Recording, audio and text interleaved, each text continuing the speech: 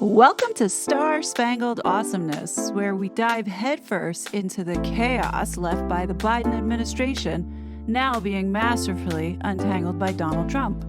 I'm your host, an ordinary American who's seen through the smoke and mirrors of mainstream media to grasp the raw, unfiltered truth. Join us as we celebrate this new golden era, shining a light on the corruption and injustices that the media loves to sweep under the rug.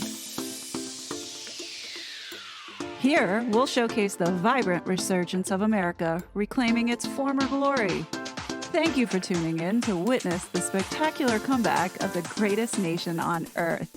Let's waste no more time and get into it. Has the UK become the enemy of the state?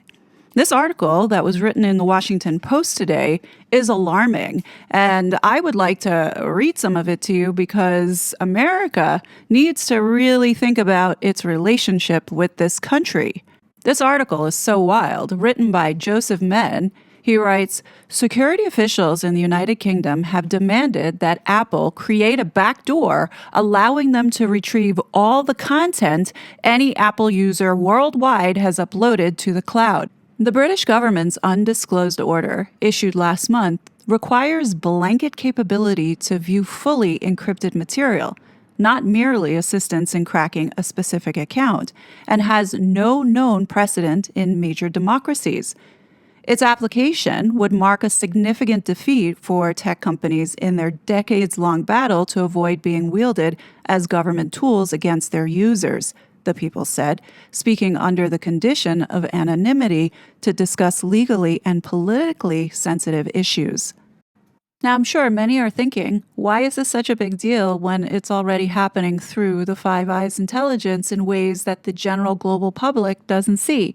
And the last point that I would like to make before I continue on, in reality, over the last 4 years, we've seen efforts by globalist forces to push Western societies into a global surveillance state, which would undermine national sovereignty and redefine human rights concerning freedom of expression and privacy. For America, these people aim to strip away what Americans consider their God-given rights, otherwise known as inalienable rights. If the entities requesting such extensive surveillance were genuinely serving the public interest, there might be less resistance. However, the reality is that there are malicious actors out there, some of whom are ironically the very same ones pushing for these surveillance measures. In the UK, under the leadership of Keir Starmer, there's a perception of an authoritarian approach with a two-tiered justice system. Increased surveillance could lead to more individuals facing criminal prosecution and potential jail time, especially if those prosecutions are politically motivated. This scenario would essentially weaponize the UK's legal system against its own citizens, and I would argue that it's happening now, offering little benefit to the public while potentially serving the interests of those in power. Rather than break the security promises it made to its users everywhere, Apple is likely to stop offering encrypted storage in the UK, the people said. Yet that concession would not fulfill the UK demand for backdoor access to the service in other countries, including the United States. I have no issue with the UK taking whatever measures they think are necessary to protect their citizens, even if that involves the populace consenting to government surveillance under the banner of security. However, my concern arises when this extends beyond their borders. If Americans communicate with UK citizens, or akin to what Brazil attempted, where they sought to suppress dissenting voices by gaining access to group chats and messages of individuals who disagreed with the election outcome, we could inadvertently forfeit our freedoms due to this surveillance extending to non-UK citizens.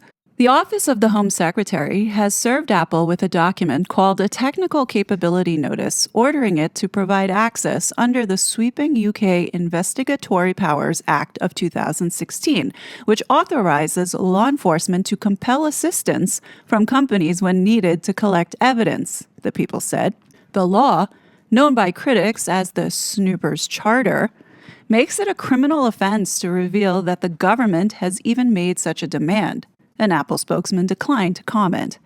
Now, this is coming from an American perspective, but given that the UK was involved in the creation of the Steele dossier, which facilitated the FISA warrant on Donald Trump, ostensibly to aid Hillary Clinton by spying on him, it's hard to trust the UK police and intelligence agencies. They meddled in our 2020 election and attempted to do so again in 2024, driven by a desire to protect their globalist one world agenda. Why would we want to grant such access to an entity with this track record? Apple can appeal the UK capability notice to a secret technical panel, which would consider arguments about the expense of the requirement and to a judge who would weigh whether the request was in proportion to the government's needs. But the law does not permit Apple to delay complying during an appeal. In March, when the company was on notice that such a requirement might be coming, it told Parliament, there is no reason why the UK government should have the authority to decide for citizens of the world whether they can avail themselves of the proven security benefits that flow from end-to-end encryption. Precisely, it's about us versus them. The encryption is important to protect us. The sentiment is mirrored here in the United States. Over the past 4 years, we've experienced what it felt like to be under a globalist authoritarian regime that weaponized the government and surveilled its own citizens. We must, at all costs, learn from the past and prevent this from happening again. Those requesting such access are not to be trusted. Before even considering such a suggestion, there needs to be a thorough cleansing of the system to install trustworthy individuals in these positions of power. The Home Office said Thursday that its policy was not to discuss any technical demands. We do not comment on operational matters, including, for example, confirming or denying the existence of any such notices, a spokesman said. Senior national security officials in the Biden administration, otherwise known as the Biden regime, had been tracking the matter since the United Kingdom first told the company it might demand access and Apple said it would refuse. It could not be determined whether they raised objections to Britain. Trump White House and intelligence officials declined to comment. One of the people briefed on the situation, a consultant advising the United States on encryption matters, said Apple would be barred from warning its users that its most advanced encryption no longer provided full security. The person deemed it shocking that the UK government was demanding Apple's help to spy on non-British users without their government's knowledge. A former White House security advisor confirmed the existence of the British order. At issue is cloud storage that only the user, not Apple, can unlock. Apple started rolling out the option, which it calls Advanced Data Protection, in 2022. It had sought to offer it several years earlier, but backed off after objections from the FBI during the first term of President Donald Trump, who pilloried the company for not aiding in the arrest of killers, drug dealers, and other violent criminal elements. The service is an available security option for Apple users in the United States and elsewhere.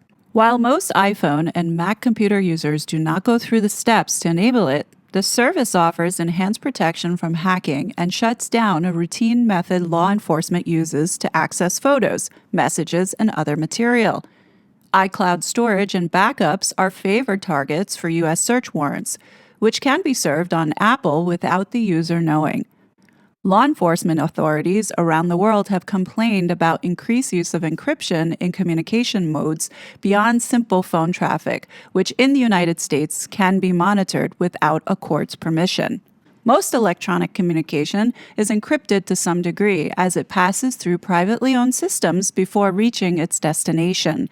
Usually, such intermediaries as email providers and internet access companies can obtain the plain text if police ask. But an increasing number of tech offerings are encrypted end-to-end, meaning that no intermediary has access to the digital keys that would unlock the content. That includes Signal messages, Meta's WhatsApp and Messenger texts, and Apple's iMessages and FaceTime calls. Often such content loses its end-to-end protection when it is backed up for storage in the cloud. That does not happen with Apple's advanced data protection option. Apple has made privacy a selling point for its phones for years, a stance that was enhanced in 2016 when it successfully fought a U.S. order to unlock the iPhone of a dead terrorist in San Bernardino, California. It has since sought to compromise, such as by developing a plan to scan user devices for legal material. That initiative was shelved after heated criticism by privacy advocates and security experts who said it would turn the technology against customers in unpredictable ways. I agree to a certain extent with this perspective. I think granting such access too readily and without stringent oversight will inevitably lead to misuse, similar to how the former FBI director abused Section 702 of the FISA to surveil conservative Americans over 200,000 times. Google would be a bigger target for UK officials because it has made the backups for Android phones encrypted by default since 2018. Google spokesman Ed Fernandez declined to say whether any government had sought a backdoor, but implied none have been implemented. Google can access Android end-to-end encryption backup data, even with a legal order, he said. Meta also offers encrypted backups for WhatsApp. A spokesperson declined to comment on government requests, but pointed to a transparency statement on its website saying that no backdoors or weakened architecture would be implemented. Apple argued then that wielding the act against strong encryption would conflict with a ruling by the European Court of Human Rights that any law requiring companies to produce end-to-end encrypted communications risks amounting to a requirement that providers of such services weaken the encryption mechanism for all users and violates the European right to privacy. In the United States, decades of complaints from law enforcement about encryption have recently been sidelined by massive hacks by suspected Chinese government agents who breached the biggest communications companies and listened in on calls at will. In a joint December press briefing on the case with FBI leaders, a Department of Homeland Security official urged Americans not to rely on standard phone service for privacy and to use encrypted services when possible. Officials in Canada, New Zealand, and Australia endorsed the recommendations. Those in the United Kingdom did not. So that's what's happening in the UK right now. Ultimately, whether it's the US or the UK looking to gather information on individuals and access devices and data storage, they will find a way to do it.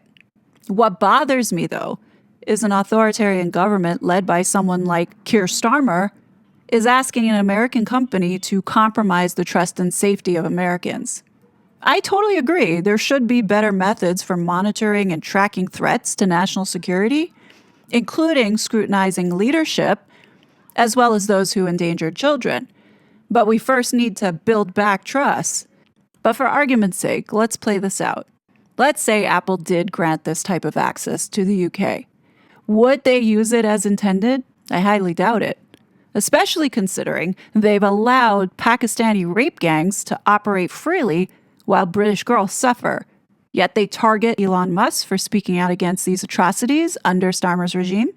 Well, let's be clear. Elon Musk realizes that Keir Starmer is an authoritarian, anti-free speech, terrible prime minister.